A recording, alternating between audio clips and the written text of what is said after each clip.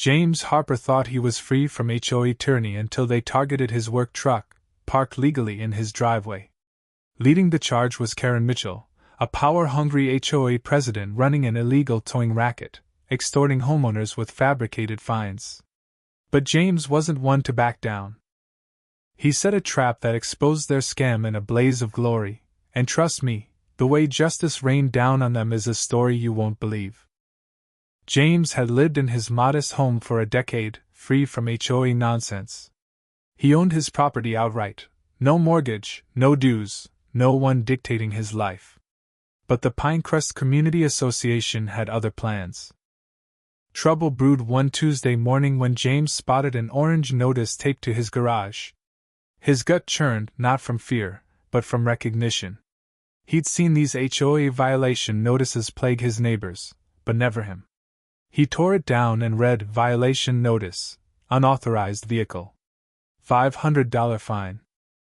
Immediate removal required. James laughed. His work truck, a registered, insured Chevy Silverado, had sat in his driveway for years, clean, functional, and unobtrusive. What was their problem? Shaking his head, he crumpled the paper. Some HOA busybody was drunk on power. He'd ignore it and let them sort out their mistake. But the next morning, he froze mid-sip of coffee. His truck had a boot on its wheel. A new note under the wiper read, "Final warning, non-compliance will result in towing at owner's expense." Rage surged through him. They weren't just fining him, they were threatening to steal his truck. Boots pounding the pavement, James stormed to the HOA office, bursting through the glass doors. The receptionist flinched, but before she could speak, a side door opened, and out strutted Karen Mitchell. Middle-aged, clad in a crisp blazer and fake pearls, she clutched a clipboard like a queen's scepter, her smug smile daring defiance. "Mr. Harper," she cooed, "I figured you'd show up." "Explain why you've got a boot on my truck," James growled, his voice low but lethal. Karen sighed, patronizing. "This is a family neighborhood. Your truck is an eyesore and lowers property values. Move it, or we'll tow it." James's vision blurred with fury. An eyesore? Her own son's rusty Civic roared louder than a chainsaw, yet his truck was the issue? This wasn't about aesthetics, it was something sinister. Leaning over the counter, he locked eyes with her. "This is my property. You have no right." Karen's smile tightened. "Our legal team disagrees. Good luck suing us. HOAs always win." James walked out, fists clenched, barely containing his temper. But as he glared at his booted truck, a chill ran through him. If the HOA had no legal power over his land, why were they so bold? How many others had they targeted? He was about to find out. James wasn't one to swallow lies. Karen's arrogance screamed of a deeper scheme. He called a lawyer, who confirmed in 10 minutes, the HOA had zero authority over his property. The fine was fake, the boot illegal, the towing threat baseless. Staring at his truck through his kitchen window, James's jaw tightened. Why were they so confident? He started canvassing neighbors, especially those under the HOA's thumb. At first they clammed up, fear of retaliation ran deep. But once trust was built, the stories poured out.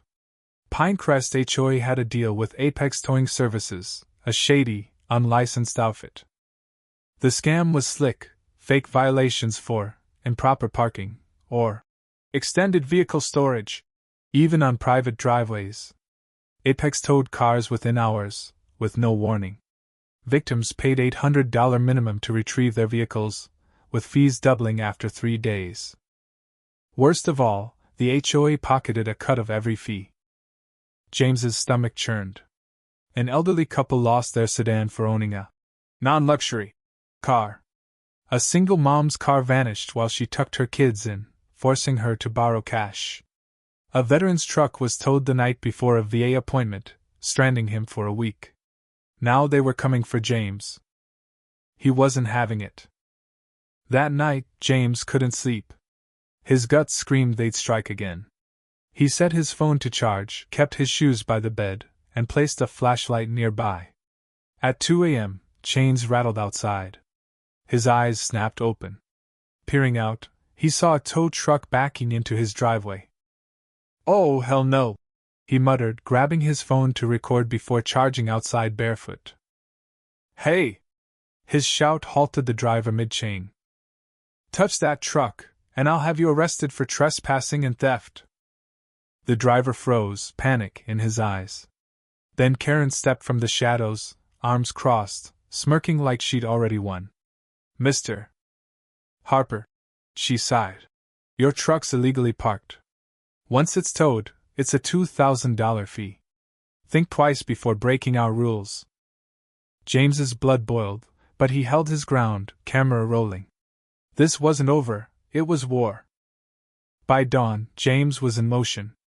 He called his friend Sarah Lopez, an investigative journalist at Channel 7, who pounced on the story: HOA corruption, illegal tows, backdoor deals. "You're saying they're stealing cars?" she asked, giddy. "Oh, I'm in." Next, he filed a police report for attempted grand theft auto. Then, in a deliciously petty move, he drove his truck to the HOA office and parked it right in front of their entrance, leaving a note: "Not an HOA member. Stay off my property." By noon, another violation notice appeared on his truck. James grinned. Every move was being recorded. That night, he rigged his property with motion-activated cameras, one on the garage, one on the porch, one hidden under the truck. If they tried again, he'd have them cold. And at 3 a.m. they did. His phone pinged, showing a tow truck creeping up. But this time, red and blue lights flashed as a police cruiser screeched to a halt, blocking the tow truck. James stepped outside, grinning like a predator.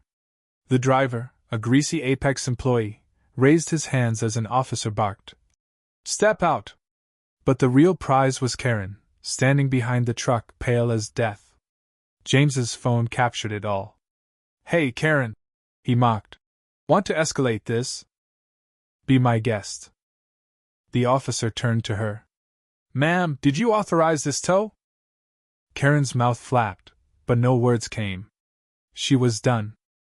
By sunrise, James's footage hit the news like a missile. Pinecrest HOA caught in illegal towing scandal. Sarah's report went viral, spreading across Facebook, Reddit, and YouTube. Karen's smug face, frozen as she realized she was caught, became a meme: when your scam implodes. The public devoured it, hating Karen with a passion. By evening, the city attorney launched a criminal investigation. Apex Towing was unlicensed, its owner a convicted fraudster. The HOA's finances were subpoenaed, revealing years of embezzled fines. Karen tried to play victim on local news, whining, "I had no idea. The board's to blame. Nobody bought it." Her empire collapsed. Within a month, Pinecrest HOA was bankrupt, buried by lawsuits and $250,000 in penalties. The board resigned, residents filed a class action suit, and Karen faced fraud charges. James got a letter from a former board member, Tom, who wrote, "You did what we couldn't." "Thank you." James tossed it aside. He hadn't done it for praise, he'd done it for justice. In a final act of defiance, he parked his truck in Karen's reserved spot at the abandoned HOA office, stretched, and grinned. The bullies were gone. No more fines, no boots, no threats. Just victory. What do you think of James's fight? Was his petty parking stunt the ultimate mic drop, or did he go too far? Drop your thoughts in the comments, and share your take on playful jabs and conflicts like this. Smash that like button, subscribe, and let's keep exposing corruption together.